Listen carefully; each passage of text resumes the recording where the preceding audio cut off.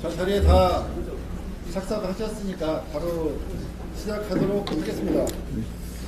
지금부터 우리 한동훈 국민의힘 비의장 대책위원님 모시고 광주 순간 콘텐츠쇼 이 장소입니다. 진행하는 K컨텐츠 광주의 AI 광주의 미래를 말하다 라는 내용으로 오늘 간담회를 진행하도록 하겠습니다. 먼저 간담회 참석자 소개 먼저 진행하겠습니다. 우리 한동훈 국민의힘 비대위원장님 참석하셨습니다. 안녕하세요. 우리 이번 광주에 국민의힘 후보로 출마하시는 분들 일괄로 소개를 좀 일어나셔서 한번 인사해 주시죠. 후보님도 소개하겠습니다. 반갑습니다. 안녕하세요. 비대위원 중에서 김경률 위원이 오셨습니다. 그리고 김경률 비대위원 같이 참석하셨습니다. 그리고 오늘 간담회 소중한 시간에 같이 해주시는 분들 다 소중한 분들 한 분 한 분 소개해 시간 관계상 대표자분 한 분 소개하고요. 전 일괄로 소개하도록 하겠습니다.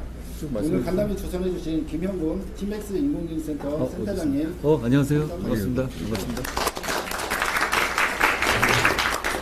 광주의 미래를 위해 불철주야 노력하시는 GCC 입주업체 및 광주 청년 기업가님 함께 하겠습니다. 같이 박수로 같이 인사해 주시면 반갑습니다. 반갑습니다. 그러면 그 짧은 소개 마치고 우리 한동훈 비대위원님 모두 말씀을 시작으로 간단히 시작하도록 하겠습니다.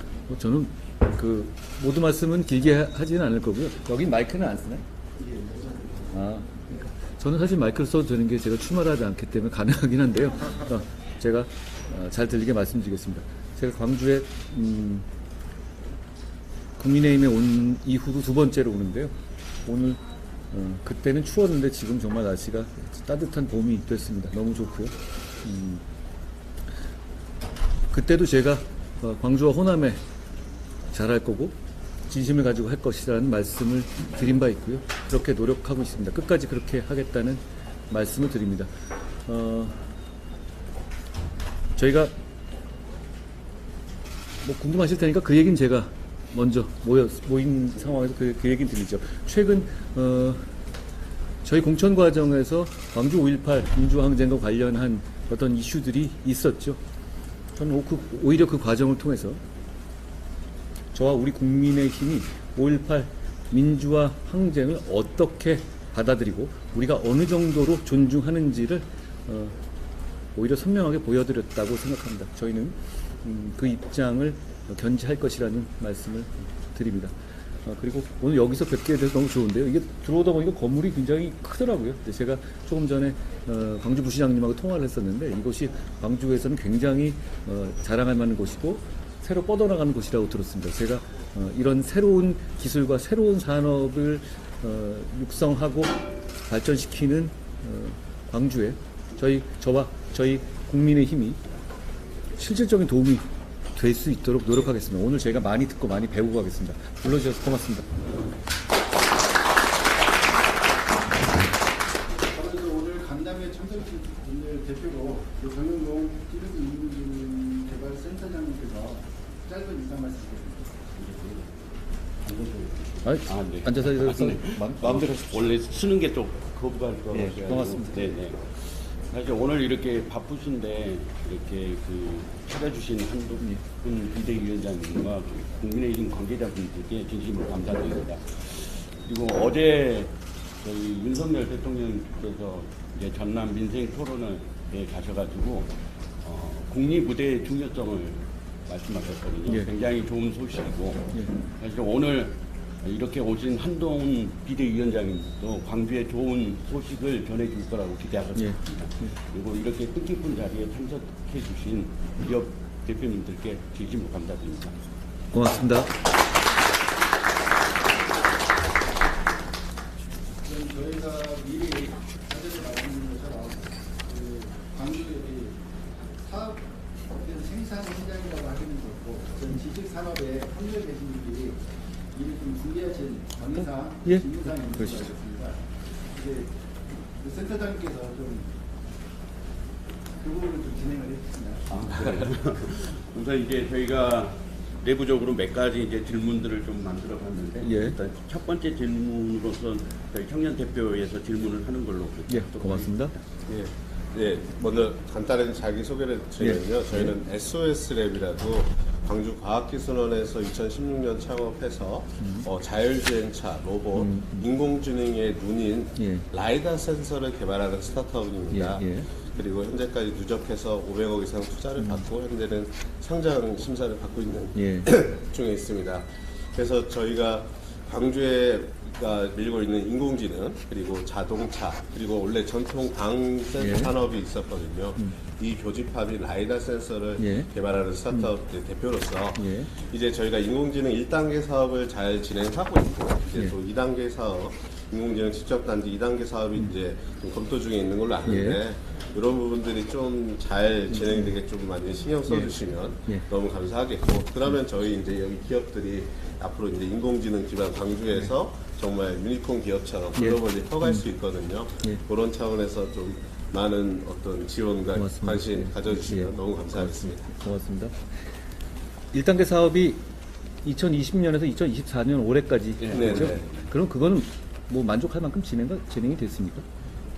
네, 지금 이제 뭐 이렇게 세계 최고 수준의 예, 예. 데이터 센터라든지 이런 예. 인프라와 예. 그리고 그 과정에서 예. 많은 인공지능 기업들, 광주 태생도 있고 또 광주로 많이 오신 기업들도 예, 많이 예. 있습니다. 예.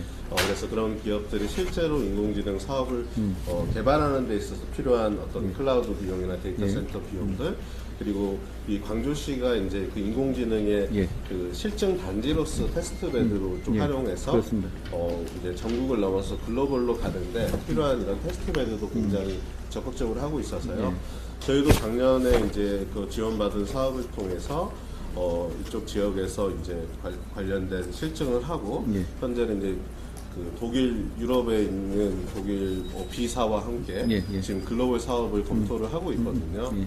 그래서 이제 실질적인 어떤 성과들도 많이 나오고 있어서 그래서 이제 그 다음 사업도 잘 돼서 그 다음 많은 이제 지원도 저희가 기대하고 있는 단계라고 보시면 될 것 같습니다. 어차피 1단계가 중요한데 1단계가 많이 진행돼서 성과를 냈고요. 2단계가 결국은 이제 실증화되고 조금 더 직접화되고 그런 부분 아니겠습니까? 네, 저는- 맞습니다. 저는 그 부분에 대한 정부 차원의 지원이 반드시 필요하다고 생각하고요. 이미 정부 입장에서도 이렇게 커가고 있는 것을 사장화할 수는 없는 겁니다. 당연히 관심을 가지고 이 지원하겠습니다. 제가 오기 전에 여러 가지 공부를 해봤거든요. 근데 저희가 잘 몰랐을 정도로 광주에서의 AI 연구 스타트업이 상당히 활발하더라고요. 제가 잘 몰랐던 거고 더 어떻게 보면 자부심 같은 걸 느꼈습니다. 아까 말씀하셨는데요. SOS 랩이 네. 금년간 언젠가는 유니콘이 되시길 바랍니다. 네, 고맙습니다. 예. 두 번째 질문은 예, 이제 예. 콘텐츠 기업 안녕하세요. 반갑습니다. 저는 광주에서 17년 기업을 하고 아, 소속기업입니다. 예.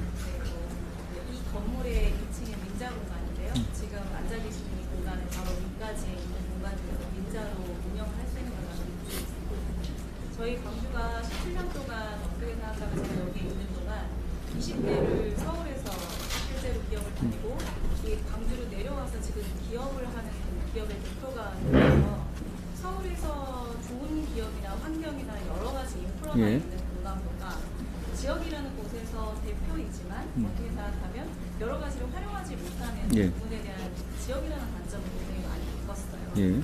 광주는 아마 두 가지가 있는 것 예. 같습니다. 위원장님이 보시기에는 지역이 다 착각하고 생각하실 수도 있겠지만 사실 여러 가지 도마나 광주 광역시만의 특색은 굉장히 많이 있습니다. 예. 저희는 9개의 전략 사업을 가지고 있고 예. 9개 전략 사업 중에서 인공지능이나 또는 문화 산업이라고 하는 분야와 예. 그리고 데이터라는 산업이 있습니다.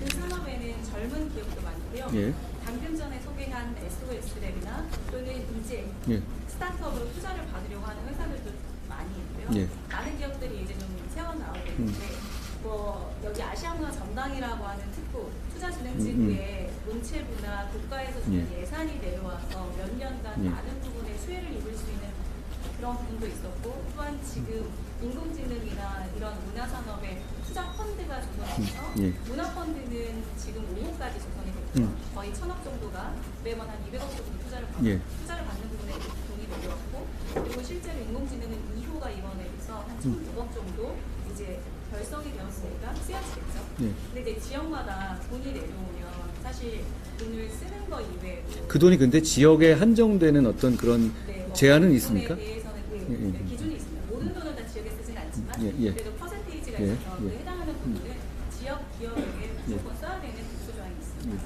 근데 이제 이런 부분이 사실 지역에 돈이라는 건 기업하면서 되게 중요한 부분입니다. 그런 부분은 인력 양성도 할 수 있고 사업도 만들어낼 수 있고 수출도 할 수 있습니다. 근데 이게 지역에 쓰여지려면 돈을 받아서 기업에게 내려오는 것만이 아니라 국가나 여러 가지 인프라나 환경적인 부분에 대한 것들이 같이 함께 어우러져요. 근데 이제 그런 연속적인 부분에 대한 것들이 얼라이언스나 네. 해당되는 부분들이 많이 연결되지 않다 보니까 저는 이런 정책이 지방시대에는 지역에는 꼭 필요하다 생각합니다. 말이 좀 길었습니다만 어떻게 생각하면 정책이라는 거에 이런 기조를 좀 많이 심어주셨으면 좋겠는데 혹시 지역에 대한 투자나 지원이나 기업이 필 수 있는 부분의 육성 정책에 대한 부분들을 혹시 가지고 계신 생각이 있으실지 저는 그런 것들이 굉장히 중요한 부분이라 좀 여쭤보고 싶었습니다. 저는 기본적으로는 지역에서 지역의 특징이 사실 우리가 수도권화 집중화가 되다 보니까 좀 어느 정도 커서 관성적으로 빠져나가려는 그 부분을 어느 정도 차단해 줘야 하고 그렇다고 완전한 어떤 자유로운 어떤 자본이라든가 기술의 이전을 막을 수는 없는 거지만 그 한계에서 막는 어떤 그런 지원책이 있어야 한다고 생각하는데요. 지금 이 광주가 9대 대표 산업을 하고 있죠. 그게 AI하고 뭐 미래차 이런 등등이 돼 있던데요. 선생님이 하시는 그 대표님이 하시는 그 문화 사업도 거기 포함되어 있습니까? 네, 예. 문화 사업은 이번에 포함되어서 저희가 새롭게 좀 들어가서 뭐 인공지능이 먼저 좀 들어갔고 문화 산업과 데이터가 추가되었습니다.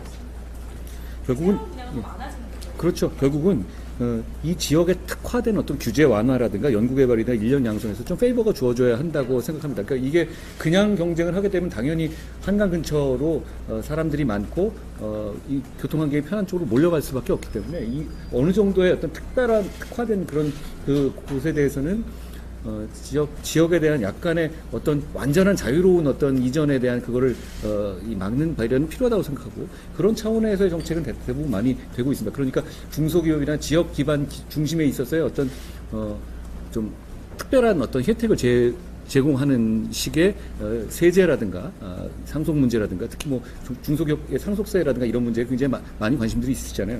그런 부분에 대해서 저희가 준비하고 있는 것은 많이 있고요. 국민의힘에서 지방의 기회발전 특구로 이전하는 경우에 중소기업의 상속세 면제 공약을 발표한 바가 있거든요. 그러니까 이런 유로 어떤 지역에서 얼로 무조건 못 나간다는 아니지만 여기에 들어와서 어떤 특정 사업에 대해서 어느 정도 성과를 낼 경우에는 이런 류의 파격적인 어떤 그 혜택을 준다라는 식의 정책을 저희는 준비하는 게 있습니다. 대표적으로 말씀드린 게 이런 거고요. 이런 류의 정책들은 우리 국민의힘 입장에서 그리고 제 입장에서는 당연히 넓혀가야 한다고 생각합니다.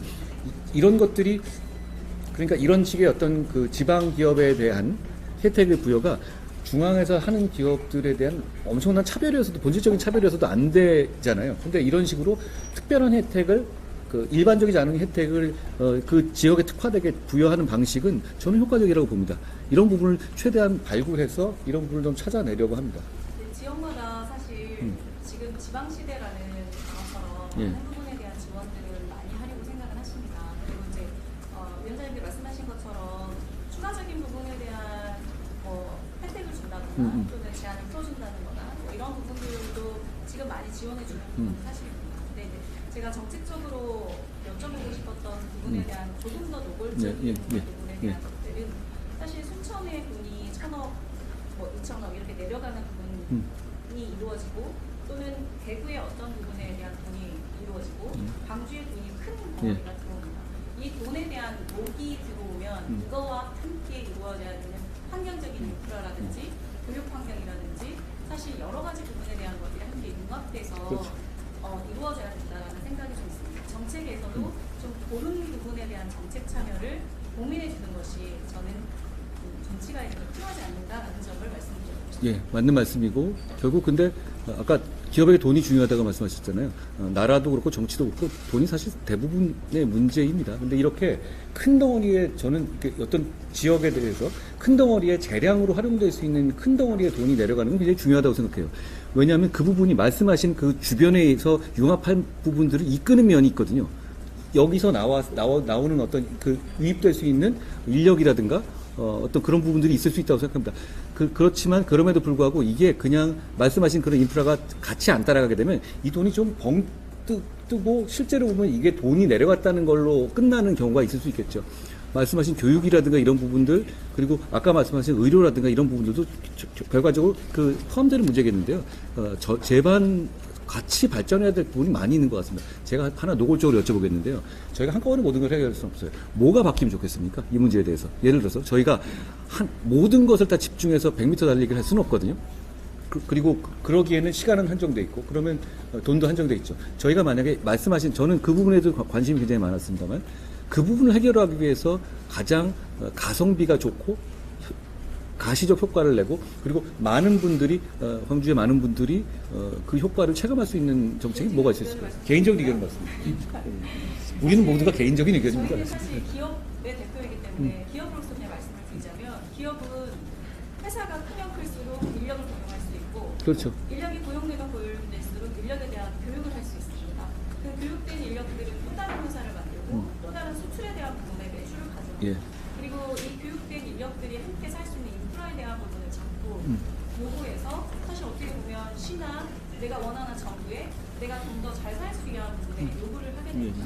가장 중심은 누가 가장 중심에서 돈을 쓰고 베풀어줄 수 있느냐예요. 그래서 오늘 우리가 기업이 왔지만 사실 어느 지방이든 기업이 크지 않는데 돈이 생기거나 지역 인프라가 좋아진다라는 것은 저는 좀 제 예. 의견은 그게 가장 중요하지 예. 않습니까? 그러니까 이 지역에 있는 기업들이 더 성장할 수 있는 부분에 대한 것들을 어떻게 더 많은 투자와 요건을 만들어주냐에 따라 각 지역마다 성장의 폭이 많아지고 그 사람들이 받는 연봉이 높아지기 때문에 생활은 더 좋아진다고 생각합니다. 한편으로 그런 실질적으로 부분은 좀- 예, 기업의 네, 직접적 네, 투자가 많이 굉장히 해주실 수 중요하다. 있습니다.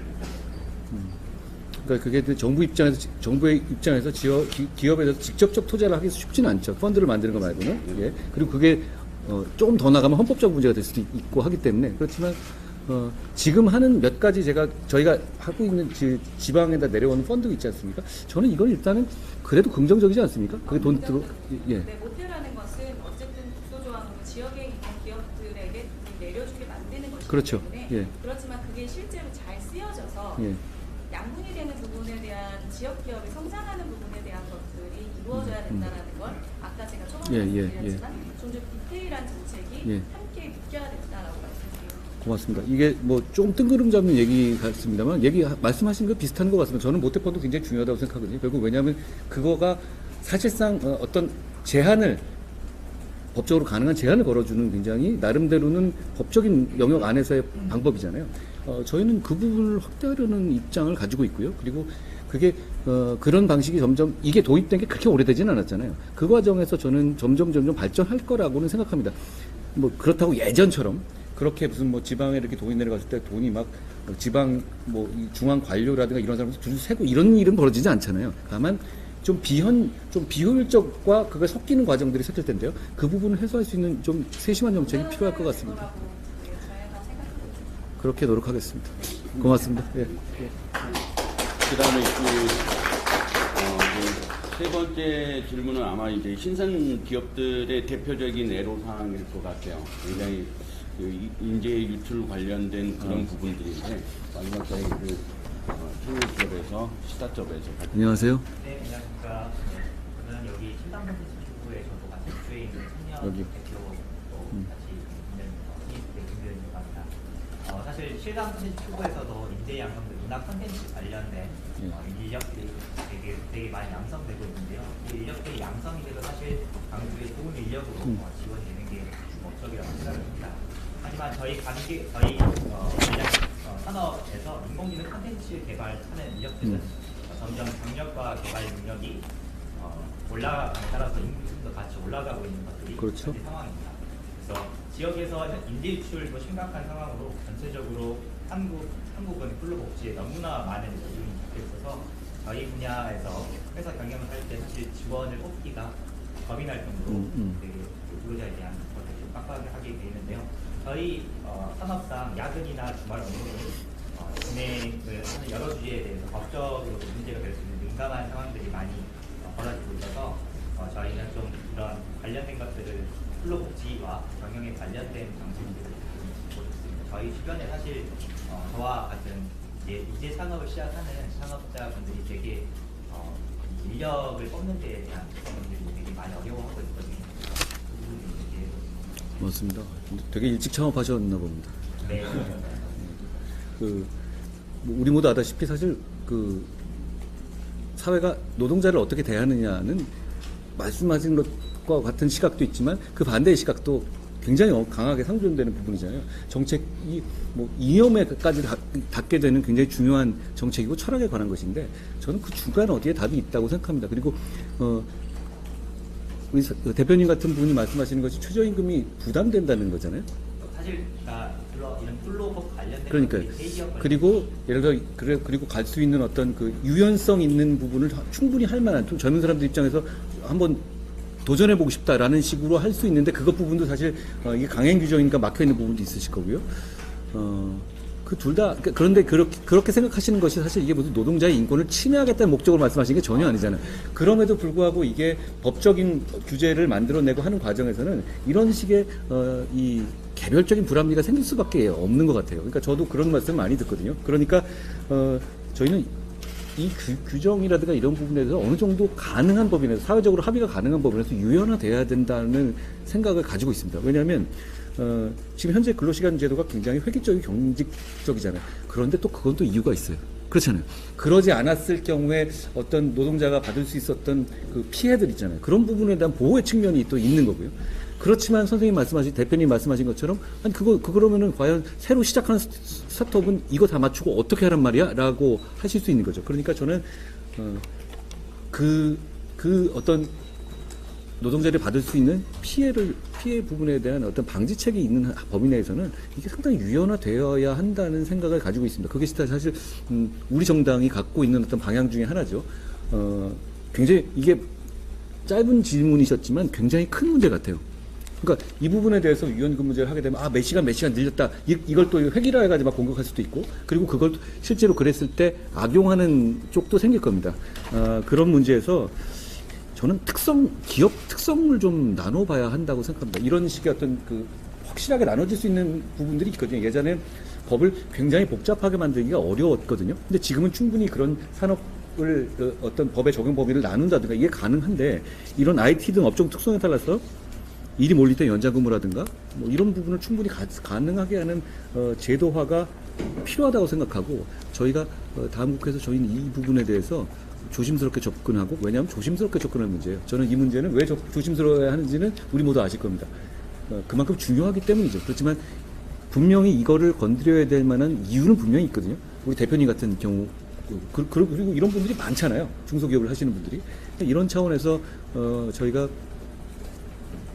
이런 제도에 대한 좀 더 아까 우리 대표님 말씀하신 것처럼 좀 세심한 디테일로 들어갔을 때 큰 틀에서 보면 맞는다는 말씀이 할 수 있는데 이런 문제 생길 수 있을 것 같아요. 저희가 보면 최근에 이런 이슈가 있었잖아요. 우리 국가적으로 중대재해법을 소규모 업장에 확장하는 것에 대한 어떤 큰 논의. 저희는 그거를 확장하는 걸 유예해야 된다는 입장이었고 민주당은 그건 안 된다는 입장이었고 나름대로 로직은 있습니다만 그런 그 지점이 저는 오히려 그 지점이 지금 이 다양하게 봐야 된다는 점을 좀 잘 보여주는 문제 같아요. 저희는 아직 작은 규모의 그런 중소업장이나 이런 쪽에서 중대재해법을 그렇게 확대하기에는 아직까지 여건이라든가 오히려 선의 피해자가 많이 생긴다는 입장이고, 그런 차원에서 조금 더 세부적인 디테일을, 큰 데이도 중요하지만 그런 세부적인 디테일을 챙겨야 된다는 생각입니다. 말씀하신 것 같은 그런 그 특화된 어떤 영역에 있어서의 유연화에 대해서는 저희가 제도를 준비하겠다는 약속을 드립니다. 이건 필요한 것 같아요.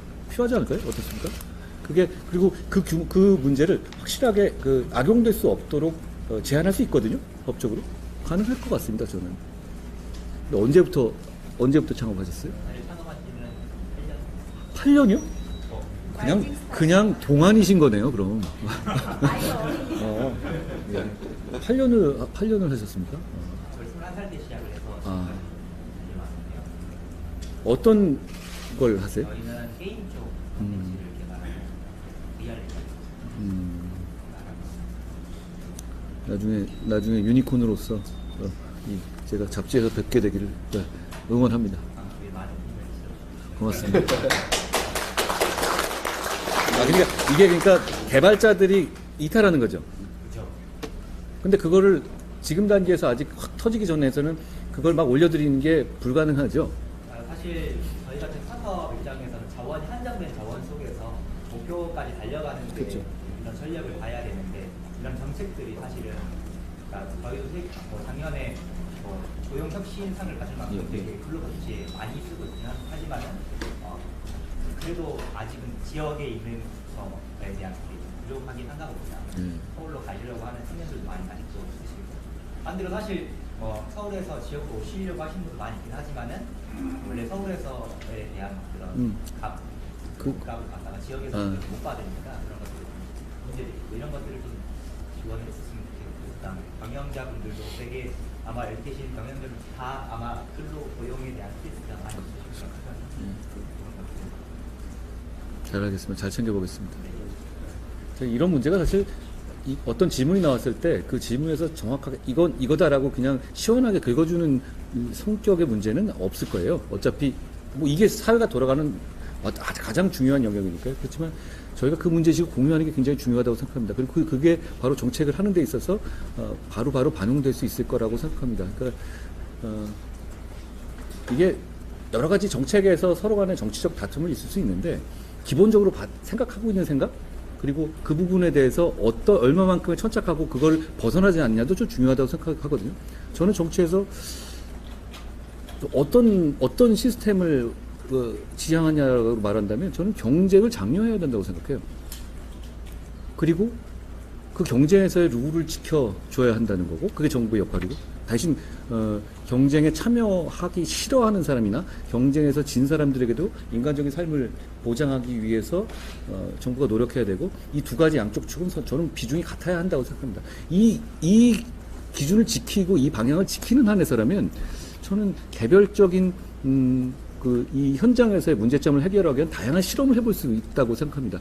그런 차원에서 노동의 문제도 이런 작은 이 현장에서의 문제를 해결할 수 있는 방안에 대해서는 저는 여러 가지 유연성 있는 실험이 가능하다고 생각합니다. 앞으로 그런 걸 좀 해볼 생각입니다.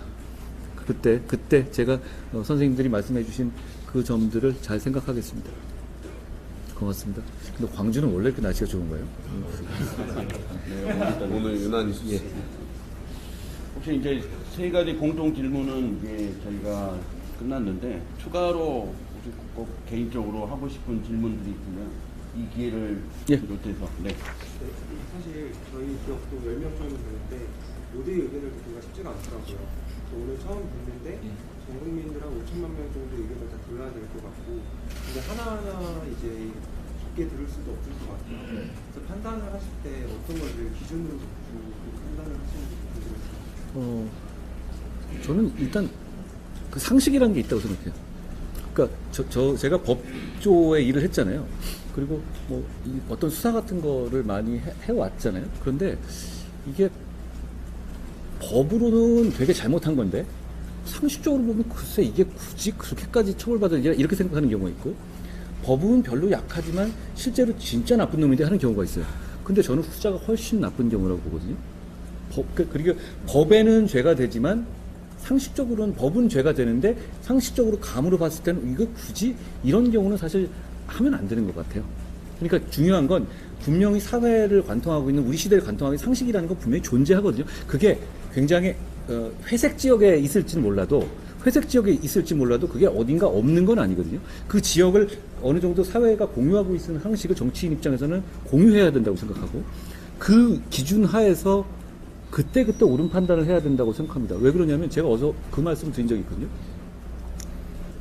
우리 당이 우파 정당이지만 오른쪽에서도 왼쪽에서도 정답을 찾고 싶다라고 제가 처음 말씀드린 바가 있어요. 그게 그런 뜻입니다. 이게 지금 어떤 이슈에 있어서 모든 것에 대해서 중간 지점에 있어서 생각을 가진 사람은 저는 현실 세계에 별로 없을 거라고 봐요. 그렇지만 어느 쪽에서는 좀 오른쪽 생각, 어느 쪽에서는 어떤 이슈에서 왼쪽 생각 이럴 텐데요. 그 어떤 평균값이 중간에 떨어지는 분들을 소위 말하는 중도라고 할 거고 뭐 대한민국의 어떤 상당수를 차지하시는 분들이겠죠. 그러니까 매번 기계적으로 어떤 중간적인 애매한 답을 찾을 게 아니라 개별 이슈에 대해서 그냥 치열하게 고민한 다음에 정확한 정답을 찾으라고 매번 노력하다 보면 저는 결국은 이 상식의 영역에 들어갈 수 있다고 생각하거든요. 어려운 문제입니다. 그리고 그런 결정을 하다 보면 지지층의 생각에 반하는 결정을 해야 될 때가 있더라고요. 근데 누가 그러더라고요. 권력에 맞서서 싸우는 것보다 지지층에 맞서서 싸우는 게 더 어렵다라는 말을 하거든요. 저는 일정 부분 일리 있는 말이라고 생각합니다. 결국 근데 그 과정에서 제가 아까 처음 말씀드린 것처럼 저는 그 상식이 결국 이 농구할 때 피벗처럼 한 발을 꼭 딛고 있어야 되는 지점이라고 생각하는데 이걸 한 발을 디딘 상황에서는 여러 가지 실험들을 해보면서 유연하게 정답을 찾아보는 그 과정이 필요할 것 같습니다. 정치도 그렇고 기업도 그렇지 않을까요? 어떤 특별한 원칙 같은 건 있으면서도 그래도 여러 가지 실험을 해봐야 되고 제가 그 생각을 자꾸 하는 게 제가 옛날부터 일을 해보면 저는 굉장히 상식적이고 정답을 냈다고 생각하는데 틀린 경우가 너무 많더라고요. 그럼 결국 많은 분들의 의견을 들어야 되고 그 많은 얘기를 들은 다음에 결정해야 될 부분인데 근데 문제는 그 얘기를 들은 게 피벗의 정점이 되는 한 발을 뛰는 건 안 되는 것 같고요. 뭐 그러려고 노력합니다. 어려운 말이지만 뭐 그러려고 노력합니다. 고맙습니다. 예. 안녕하세요. 네. 저는 광주에서 이제 도시농구로 해서 스마트팜을 또 통해서 지금 이제 문학주구를 만들려고 하고 있는 문학 쪽으로 해서 쉽게 생각하면 이제 대전에 있는 성심당처럼 저는 사실 농구를 하고 스마트팜을 하지만 이 채소를 가지고 아이들과 이렇게 문학 콘텐츠를 만들려고 하고 있는 그래서 저도 이제 초기 이제 스타트업을 해서 여기 옆에 있는 이제 저희 조영권 센터장님이 예전에 그 저희 이제 투자 팀장으로도 그렇게 이제 한 3년 동안 이렇게 신청을 갖고 있는데요. 뭐 이제 형 정부에서는 사실 강한 소상공인이라고 해서 윤석열 정부에서는 그 강한 소상공인이라는 새로운 아이템을 또 테마를 만들었었습니다. 그래서 지금도 올해 2회차, 2년차 이제 사업이 나왔고요. 그런 이제 정부에서는 중앙 정부격에서 예를 들면 뭐 강한 소상공인 이런 큰 내용들을 만들어 가고 있는데. 아까 저희 이제 대표님께서도 말씀 주셨지만 이 자금이 크게 이렇게 뭔가 지자체라든지 아니면 예를 들면 이제 광주에도 ACC의 이제 아시아 문화 전당 거기에 있는 그 펀드들이 이제 한 1,000억 정도 조성이 됐습니다. 근데 이런 큰 돈들이 사실 지역에 있는 것도 중요하지만 이 돈이 어떻게 인큐베이팅이 되고 이 돈이 이 지역 안에서 활력을 갖고 쓰느냐 아니면 이 도시는 또 사실 아까 말씀하신 것처럼 연결돼 있잖아요. 누군가는 또 의도를 갖고 이걸 또 다른 데다가 이렇게 돈을 또 이게 이제 돈이 지역에서 들어오지 않고 그걸 저한테 알려주세요. 제가 그런 게 아니라 제가 그런 걸 잘 잡습니다.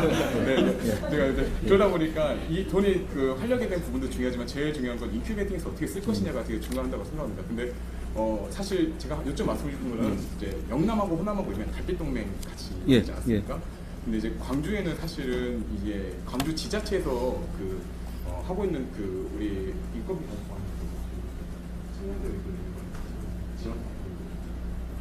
제가 하이프 했었는데 청년드림이라는 사업이 지금 거의 7년 8년차인데 되게 우수사례로 잘 되고 있습니다. 근데 이거는 사실 아까 말씀하신 것처럼 좌파우차 이제 왼쪽 오른쪽이 아니라 광주에서 정말 잘 되고 있는 사업이거든요.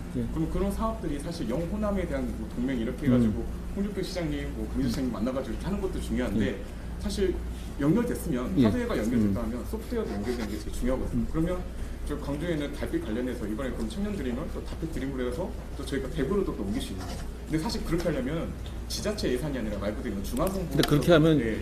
여기가 이렇게 가는 척하다 서울로 이렇게 빠지지 않을까요? 서울 가더라도 어쨌든 네, 대전 들렸다 가는 거니까 그럼 대전에 가도 되는 건데 이제 뭔가 그렇게 중앙 정부에서도 좋은 이런 지방 정부에 있는 이런 뭐 정책이라든지 청년에 대한 고용 이런 게 있다면 네. 좀 올려보내고 또 저희도 또 좋습니다. 그런 부분들을 또 받아서 내리고 그리고 제일 중요한 건 또 그렇게 함으로써 저는 광주에 있는 청년들이 사실은 저도 한 20대를 서울에서 보내고 네. 군대에서도 통신학교를 한 5년을 이렇게 네. 있었어요. 근데 그렇게 5년은 나라를 위해서 있었고 5년은 또 서울에서 이렇게 배우고 잘 배우면서 이제 광주에 나서 이렇게 정착을 한 건데 저는 서울에 있는 친구들이 사실 광주에 다 내려온다는 건 말이 안 되고 결국은 저희는 광주에 있는 친구들이 서울 가서 또 잘 배우고 그만큼 또 다시 와서 광주에서 꿈을 갖고 또 실행을 하고 그 꿈이 또 친구들에게 확산되고 예. 그렇게 해야지 이 지역이 또 활력이 된다고 생각합니다. 그래서 이런 정책들이 사실 중앙정부에서 또 예산을 좀 크게 만들 수 있기 때문에 이 지방에 있는 친구들이 균형 발전이라는 거는 사실은 아까 말씀드린 예산도 중요하지만 인력들이 교류할 수 있는 게 되게 큰 문제거든요.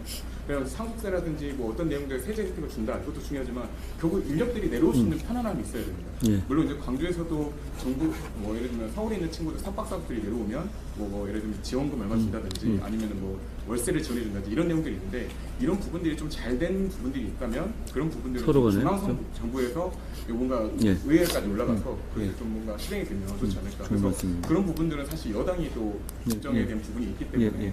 좀 많이 해봤으면 예. 좋겠다. 좋은 말씀이고요. 그러니까 여기서 제가 이 말씀 드리고 싶어요. 아까 말씀드린 것처럼 그 돈이 보면 이 절차가 너무 복잡하잖아요. 관리 절차를 조금 단순화할 필요가 있습니다. 모든 펀드 문제는 그걸 단순화해야 사실 좀 넓은 의미의 그 게으른 것도 비리거든요. 게으르고 성실하지 않고 제대로 챙기지 않는 것도 넓게 보면 그건 비리입니다. 그렇기 때문에 그 과정을 좀 심플하게 만들고 책임 소재를 명확하게 하고 그리고 그 과정을 누구나 들여다볼 수 있게 하는 게 뭐 핵심이잖아요. 그런데 이런 한계가 있습니다. 제가 시장에서도 비슷한 약간 다른 이 급의 얘기지만 비슷한 얘기가 있습니다. 어떤 지방에 지금 우리가 지방자치 정부를 만든 지가 꽤 오래됐죠. 근데 이게 굉장히 순기능도 있지만 우리나라는 생각보다 작은 나라잖아요. 굉장히 강한 나라지만 작은 나라잖아요. 남한만 보면 더 그렇죠. 그러다 보면 지금 많은 어떤 그 중앙정부가 지원할 수 있는 것들이 지방정부를 옆구리를 찌르지 않으면 직접적으로 할 수 없게 돼 있는 게 너무 많아요. 근데 저는 그걸 바꿔야 된다고 생각해요. 그러니까 어떤 면이 있냐면요. 저희가 그래서 이번에 법안을 지금 계속 준비하고 이번에 4월 총선 이후에 물론 이기면 통과되겠죠. 그렇지만 그 준비하고 있는데 어떤 법안이냐면 예를 들어서 전통시장을 가면 꼭 이런 말씀을 합니다. 주차장을 만들어달라. 그리고 아케이드에서 이 비가림막을 그거 그렇게 큰 돈은 아니거든요. 큰 돈입니다. 다 100단이고 그렇습니다만 그게 우리 정부 예산과 거기서 나오는 효용을 감안하면 그렇게까지 큰 돈은 아닐 수 있습니다. 그런데 지금 부분은 이제 거기다가 뭘 하려면 중앙정부가 직접 재원을 쏟아부을 수가 없게 돼 있어요. 좀 이상하죠? 그런데 그 시스템이 돼 있습니다. 그러니까 역시 비슷하게도 이 나머지 것들도 비슷해요. 지방에서 뭔가 사업을 하러 하셨을 때 직접적으로 어떤 이 중앙정부가 하게 되면 지방정부가 그걸 좀 좋아하지 않는 면도 있고 고난의 문제가 돼버렸던 거예요. 그러니까 이 문제를 저는 상당 부분 해결할 필요가 있어서 대표님 말씀하신 해결할 필요가 있다고 생각하는 게 저희는 그래서 일단 어떤 법을 만들고 있냐면 전통시장 같은 것을 지원하거나 할 때 지방정부를 통하지 않고 중앙정부가 직접 재원을 투입할 수 있는 법적 근거 법 하나 만들면 되더라고요. 전 그걸 통과시키려고 합니다. 그리고 그게 왜냐하면 그걸 무슨 권한이라든가 의무를 부과하는 것이 아니라 그냥 일방적인 어떤 지원을 하는 쪽의 기준으로만 가겠다면 이건 속칭 말하는 어떤 권한 다툼의 문제도 생기지가 않거든요. 그러니까 그런 문제를 왜냐하면 그동안에 어떤 지금도 제가 말씀드린 답변 중에 상당 부분이 어떤 거냐면 지방정부에게 잘 얘기해보겠다 이런 거가 많을 거예요. 근데 지금 그렇게는 해결되기에는 지방정부 예산은 한정돼 있고 특히 지방정부와 중앙정부가 정당이 다를 경우에 더더욱 그런 문제가 생깁니다. 그러니까 특히 이제 이 호남 지역은 더더욱 그러겠죠. 서로 간에 저는 사실 장관할 때 전남 지사님이라든가 뭐 전북지사는 굉장히 잘 지냈는데 그건 굉장히 특이한 경우고 나름대로 긴 알력 관계가 생길 수밖에 없거든요. 그러다 보면 그 한계가 있는데 그걸 거치지 않고 직접 지원할 수 있는 법률을 저희가 만들어 보려고 합니다. 그거 하면 좋지 않을까요? 왜냐하면 그걸 가지고 의무를 막 부과하는 게 아니라 돈을 줄 수 있게 하는 건데 저는 충분히 모든 사람이 동의할 만한 법률이 아닌가. 그 시장 분들은 좋아하시더라고요. 그러니까 시장에서 뭘 해달라, 뭐 배수 문제를 해결달라고 그러는데, 아니, 그거 사실 여기까지 와서 제가 막 해도 된다고 하고 싶은데, 지금 구조는 보면 제가 그냥 거기 있는 시장이나 그 구청장님께 잘 말씀드려보겠습니다. 이게 답이, 현재로는 답이에요. 근데 그거는 나라가 굳이 그렇게 돌아갈 필요는 없을 것 같아요. 그 점은 저희가 바꿔보려고 노력한다는 말씀을 드립니다. 아까 마무리하셔야 된다고 주시는데. 예. 이렇게 참석해서 감사드립니다. 오늘 나눴던 많은 말씀들이 짧지만 이렇게 임팩트 있는 정책으로 마련해 주시도록 우리 한동훈 비대위원장님 중심으로 저희가 많이 노력하겠습니다. 여기 같이 오신 분들 정말 감사드리고요. 저희가 일정 때문에 더 이상 진행하지 못한 점 양해 말씀드리겠습니다. 제가 한마디만 더 말씀드리죠. 저희가 16년 만에 대한민국의 전 지역구에서 후보를 냈습니다. 이게 되게 특이한 현상이거든요. 16년 동안에 저희는 호남의 전석에 대해서 지역구에 후보를 내지 못했어요. 근데 저는 이제 비대위원장이 된 이후에 우리 목표는 우리가 호남에서 많이 당선되긴 쉽지 않더라도 우리는 우리의 입장을 설명하고 우리의 정치를 보여줄 만한 후보는 다 내야 되는 게 일단 첫 번째 목표였습니다. 그런 차원에서 저희가 저 진심을 가지고 열심히 할 거라는 말씀을 드립니다. 잘하고 싶습니다. 고맙습니다. 바로 이어서 그 기자분들은 남으시고요. 오늘 참석해 감사드립니다. 고맙습니다. 저희가 이 장소